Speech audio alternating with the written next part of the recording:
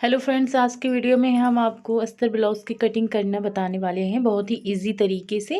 और यहाँ पर हम आपको बताएंगे कि ब्लाउज़ में आप किस तरीके से फुल आस्तीन और ब्लाउज़ की कटिंग भी कर सकते हैं। तो देखिए, कई बार कुछ लोग गलत तरीके से कटिंग करते हैं जिससे कि हमारी फुल स्लीव्स कटिंग नहीं हो पाती हैं। तो यहाँ पर मैं आपको हर चीज़ इस अच्छे तरीके से यहाँ पर बताने वाली हूँ। तो देखिए, सबसे पहले आपको ब्लाउज़ ले लेना है जिस साइज़ से आपको ब्लाउज़ बनाना है। तो देखिए, चेस्ट 18 इंच है, यहाँ से आ रहा है, और कमर लगभग 16 इंच है। तो देखिए, चेस्ट 18 है, इसका मतलब है कि ये ब्लाउज़ हमारा 36 इंच का है। ठीक है? तो इस तरीके से हम गले का मेज़रमेंट लेंगे और उसके बाद में लंबाई का निशान हमेशा हमें बैक पार्ट से लेना होता है। तो यहाँ पर लंबाई 14 इंच की लगभग है, और ये हमारा 36 साइज़ का ब्लाउज़ है। क्योंकि 18 का डबल करेंगे तो 36 हो जाएगा। जब हम कटिंग करेंगे तो 36 का हमको चौथाई लेना होगा, यानी कि 9 इंच पर हम कटिंग करेंगे और 2 इंच एक्स्ट्रा लेकर के ही कटिंग करना है।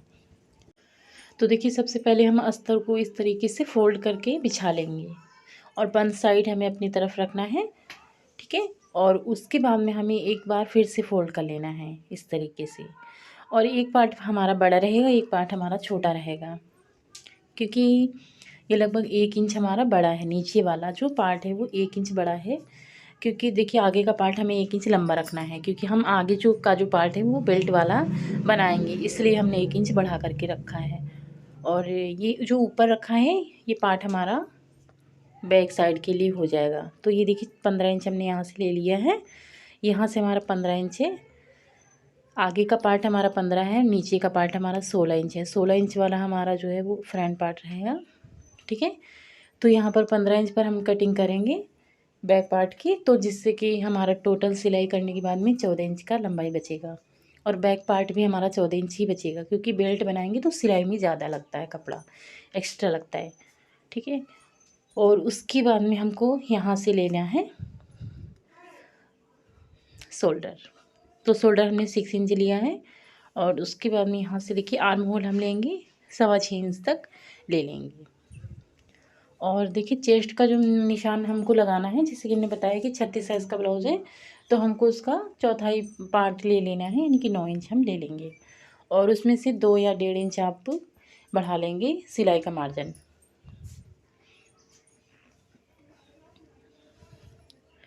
तो देखिए, हमने यहाँ पर 2 इंच और एक्स्ट्रा ले लेना है। अब यहाँ से हम सीधी लाइन इस तरीके से ड्रॉ कर लेंगे। तो देखिए फ्रेंड्स, आर्म होल की गुलाई के लिए हम एक निशान लगाएंगे 1.5 इंच पर, और एक निशान लगाएंगे 1 इंच पर, क्योंकि आगे का पार्ट जो होगा हमारा उसमें 1 इंच पर गोलाई होगी, और जो 1.5 इंच हमने कटिंग किया निशान लगाया वो हमारे बैक पार्ट के लिए हो जाएगा। तो आपको बाहर वाले निशान से कटिंग करना है, इस तरीके से हम इसकी कटिंग कर लेंगे, और उसके बाद में इसको हम हटा लेंगे। फिर अब यहाँ से हमें ये जो बंद पार्ट है, ये जो जॉइंट है ना, इसको हम कट कर लेते हैं। तो ये 2 पार्ट हमारे एक साथ में कट हो चुके हैं। तो हमने एक पार्ट हटा लिया है, जो लंबा पार्ट था 16 इंच वाला, उसको हटा लिया है। ये हमारा 15 इंच की लेंथ है इसकी, ये हमारा बैक पार्ट है। तो इसमें हम गले की मार्किंग कर रहे हैं। तो गला तो देखिए, आप अपने पसंद से ही बनाएंगे, आपके जितना आपको लेंथ रखना है, बस आपको आधा इंच बढ़ा करके निशान लगा लेना है, और गले की चौड़ाई आप 2.5 इंच तक ले लीजिएगा। तो देखिए, जैसे कि हमने इसमें डिज़ाइन बनाना है, तो हमने डिज़ाइन का शेप दिया है। अगर आप गोल गला बनाना चाहते हैं या फिर और भी कोई डिज़ाइन बनाना चाहते हैं, तो आप इस तरीके से आप डिज़ाइन के अकॉर्डिंग शेप दे सकते हैं। और फिर उसके बाद में हम जो है उस कटिंग कर लेते हैं। देखिए, सिलाई हम अंडरग्राउंड करेंगे। ये अस्तर वाला ब्लाउज़ है हमारा। तो अब आप देख लीजिए, यहाँ पर ये हमारा दूसरा पार्ट है, ये हमारा यानी कि फ्रंट पार्ट है। तो देखिए, 2.5 इंच की विड्थ रख करके हम गले की लेंथ की मार्किंग कर रहे हैं 6.5 पर। टोटल गला हमारा जो 6 इंच का बचेगा सिलाई करने के बाद। तो आगे का गला हमने सिंपल ही रखना है, हमारा गोल गला है। ठीक है? तो बेल्ट की मार्किंग हम कर रहे हैं।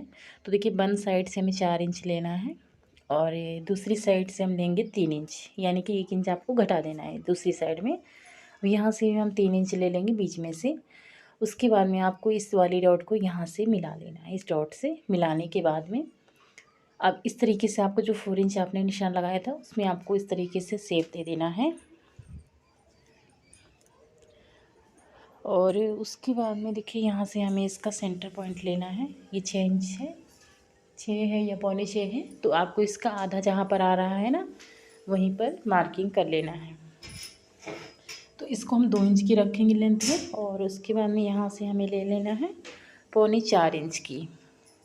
पौने 4 इंच पर मार्क लगाना है। उसके बाद में इसको हम 2 इंच पर 2 इंच की लेंथ इसकी रखेंगे, और फिर दोनों साइड में हमें 2-2 इंच पर इस तरीके से घुमाते हुए मार्किंग कर लेना है। तो एक डॉट हमारी तिरछी जाएगी इस साइड, एक हमारी आर्म होल की तरफ में जाएगी। अब यहाँ से देखिए अंदर की साइड में हम मार्किंग कर रहे हैं, क्योंकि ये जो पार्ट है हमारा तो फ्रंट पार्ट में गहराई देना होता है। तो चलिए अब हम बेल्ट को कट कर लेते हैं, और उसके बाद में हम गले में जो हमने निशान लगाए हैं इसको हम कटिंग करेंगे। बाद में ये जो बंद साइड है इसको कट कर लेते हैं, और उसके बाद में जो अंदर की साइड में हमने गहराई दी है ना उसको हम कट कर लेंगे। और उसके बाद में ये देखिए हमारा ये कपड़ा बचा था, वैसे ही हमने उठा के इसमें रख लिया है, और इसमें हम स्लीव्स की कटिंग करेंगे। तो यहाँ से देखिए हमारा ये है 5.5 इंच है टोटल, हमको तैयार इंच की 4.5 इंच की तैयार बाजू चाहिए। इसकी लेंथ हमने 9 इंच की रखी है। यहाँ से 9 इंच लंबा रखा है, और गहराई अब हम दे रहे हैं 2.5 इंच पर निशान आपको लगाना है, और यहाँ से 2 इंच लिया है हमने। अब यहाँ से हम स्लीव्स का शेप दे देते हैं, और इसके दूसरी साइड से हमको आस्तीन की चौड़ाई का निशान लगाना है। ठीक है, तो चलिए अब हम इसकी कटिंग कर लेते हैं, और यहाँ से आपको ध्यान रखना है कि बाहर वाले निशान से कटिंग करना है।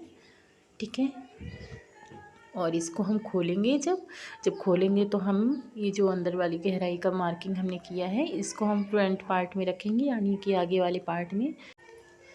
तो चलिए फ्रेंड्स, ये हमारा है अस्तर वाला ब्लाउज़। तो ये हमारा मेन फैब्रिक, इसको हम ले लेंगे। यहाँ पर सबसे पहले हम स्लीव्स की कटिंग करेंगे। यहाँ पर देखिए स्लीव्स में हमें अस्तर नहीं लगाना है, तो ये देखिए ये बॉर्डर है यहाँ पर हमारा, ये डिज़ाइन भी छपाई दिया है, तो इसको हम इस तरीके से फोल्ड करेंगे, यानी कि ये हमारा 4 लेयर में कपड़ा हो गया है।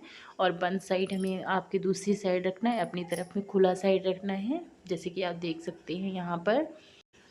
तो फ्रेंड्स यहाँ पर अब हम निशान लगाएंगे। देखिए आधा इंच हमने यहाँ से छोड़ दिया है फोल्ड करने के लिए, मोहरी की साइड में फ़ोल्ड करना है हमें, और इस साइड में हमने लिया है 16 इंच हमने लिया है। उसके बाद में आप सीधी लाइन खींच लीजिए, आधा इंच हमारा सिलाई में चला जाएगा। ठीक है, और अब यहाँ से हम गहराई देंगे 3 इंच पर, हम गहराई देंगे। फुल स्लीव है आपकी तो आप 3 इंच पर गहराई दीजिएगा।